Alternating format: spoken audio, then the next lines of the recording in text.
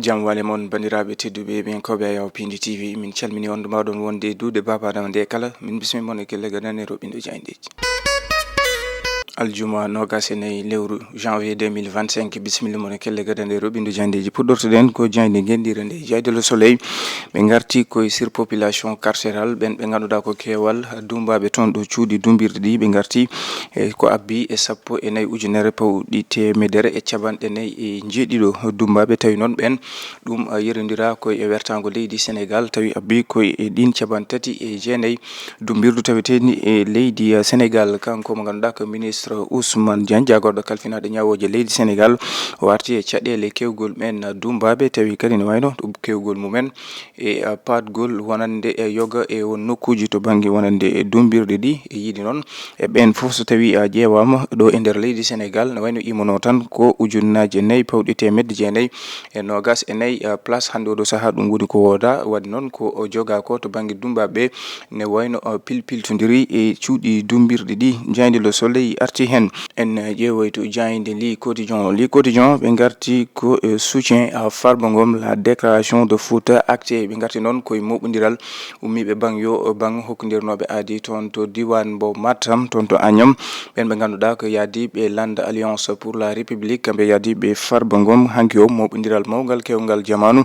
mi kolliti hollidde wayno seppo mabɓe kam e mette tekke boɗeje ɗe ganduɗa ɗeɓe kaɓɓi hollidde wonande ɗum ɗo ko ɗum gueɗe ɗe ganduɗa ne jilli e dawrugol gam yidde wadde ko yete ko elmido mo ganduɗa ko député maire des Agnam Farba Ngom kono Farba Ngom kankone haala makko arte yiide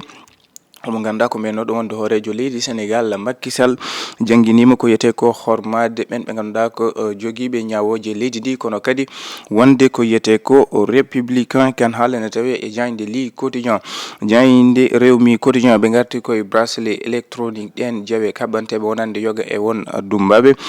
jayde rewmi quotidien ɓe garti ko e temedere e capanɗe jeegom e ɗiɗi ɓen ɓe ganduɗa dumbaɓe ko kañumen keeɓi waɗanede ko yete ko bracelet électrique jayde rewmi quotidien arti en kono ɓe garti e jokkodiral mo ganduɗa ko kay woni directeur général mbo caisse des dépôts et des consignations wondude e o mo ganduɗa ko kay ardi ko yete ko médis to banggue wonande hol peeje poɗɗe waɗede gam sukaɓe mbawa heblede keeɓa golle no hannirta niyata jayde l'évidence ɓe garti ko e on mo ganduɗa ko jagorɗo kalfinaɗo ñawoje leydi Sénégal warti e gam laɓɓitinde to banggue wonande o saaha no lawol ngol yarata to banggue ko fawa ko e Farba Ngom e laɓɓitinde ɗen gueɗe kono yiide gueɗe ɗe e jilla ko yete ko dawrugol ɓe garti on manifestation moɓodiral mawgal kewgal jamanu toon to diwan mbo Matam to Agnam ɓen ɓe ganduɗa ko arɓe nagorande Farba Ngom saabi jayde l'évidence holliti APR et ses alliés sur le pied de guerre à Matam kamɓe ganduɗa ko taweteɓe e lande APR kamɓe yiɗɓe yaadiɓe Farba Ngom hanki o dokkodiri aadi toon to Agnam gam nagorande on biyeteɗo Farba Ngom des points actu kañumne ko hende ɓe garti koye alhaali kanko député maire des Agnam Farba Ngom Agnam soutien à Farba Ngom la démonstration de force des militants du Fouta yiɓen yiide point actu ni wayno hanki lande APR kamɓe yiɗɓe yaadiɓe Farba Ngom dokkodiri no addi toon to Agnam kewal jamanu ɓen ɓe ganduɗa ko arɓe moñidde kam e nagorande kanko député maire des Agnam Farba Ngom jayde las quotidien kamɓe ɓe garti koye APR bande les muscles lande APR kamɓe hanki oɓe dokkodiri no addi toon to Agnam gam seppude ɓen ɓe ganduɗa ko yaadiɓe Farba Ngom kamɓe kala hanki o kewal jamanu gam nagorande kanko député maire des Agnam Farba Ngom e yiide noon ɓen ɓe ganduɗa ko lande APR yoga e jagorɗe tawnoɓe toon ɓe kolliti ɓen ɓe ganduɗa ko yiɗɓe hande fawde ɗiɗo caɗele Farba Ngom ala ko saabi ɗum so wona Farba ko kadɗoɓe ɗanade kono kadi ko ɗum instrumentalisation de la justice jayde point actu ɓe garti koye kanko jagorɗo kalfinaɗo ñawoje leydi Sénégal Ousmane Diagne bouclier double XL di procureur kanko maître Ousmane Diagne o arti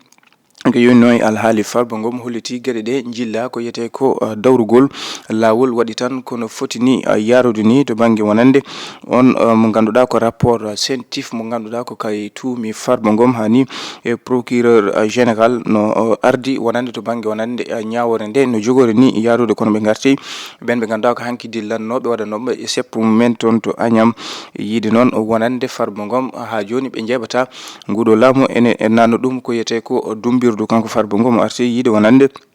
kankone ko neɗɗo mo ganduɗa komo jabri Allah so tawi wadde dawrugol ko ɗum hunde nde ganduɗa ko yete ko crime wadde hande o saaha ɓurata darade kam e jattinade huccodirde e laamu ngu. Jayde point actu arti hen kono ɓe garti e Momad Ba gonɗo e sous contrôle judiciaire Tabaski Ngom mo ganduɗa wali jamma mum gadano toon to suudu dumbirdu. Jayde l'observateur ɓe garti koye affaire Rio Baobab on hôtel mo ganduɗa ɓen bandiji nannoɓe toon ha nawi toon 12 millions tawi kadi mbaddi kure condi e gendarme ɓe garti kamɓe l'observateur yiide wonande holno ɓen ɓe ganduɗa ko wannoɓe ɗen golle kamtorinde pawa jungo ɓen caggal ballal ko yete ko caméra de surveillance gonnoɗo e on hôtel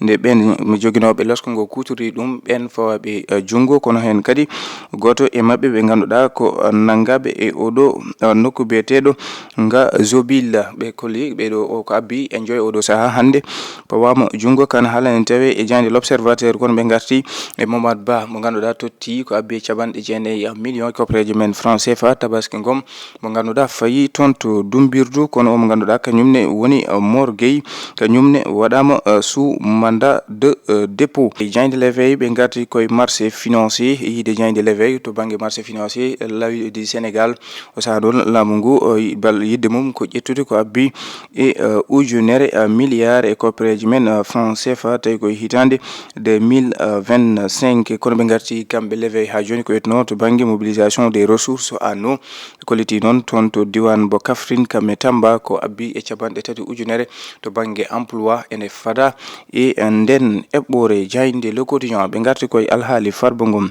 ngam itugol wutte makko hormo hande o kamɓe sardiyankoɓe maɓe dawi hen to banggue pléniére itugol wutte hormo kanko député maire des Agnam Farba Ngom ko Farba Ngom hotli ɗum ɗo ko ɗum acharnement pawaɗo e dow makko ko ɗum gueɗe ko yete ko dawrugol ɓe garti e ko yetno to banggue toon to Matam ɓen ɓe ganduɗa ko jogui ɓe nden kay kisal laamu ngu o sembini toon keewal jogui ɓe nden kay e kisal yeteɓe force de défense et de sécurité kanko jagorɗo kalfinaɗo ñawoje leydi Sénégal o holliti alhaali Farba Ngom wona gueɗe jillugol ko yete ko dawrugol kono ɓe garti e ngal moɓodiral ummiɓe bang yoye bang arɓe nangorande kanko Farba Ngom député maire de Agnam yiɓe wonande ɗum ɗo ko ɗum gueɗe dawrugol ngol laamu ngu yiiɗi ƴettude nde ɗon fenade fawde mo ganduɗa koye keeci kanko député maire des Agnam Farba Ngom. Bandiraɓe tedduɓe yeɓiyankoɓe Ayaw Pindi TV ko ɗum woni komin doɓinnomo de kelle gadane robindo jandeji e subaka hande o min ɗo kono aadi altine baɗo sahawre welede Allah.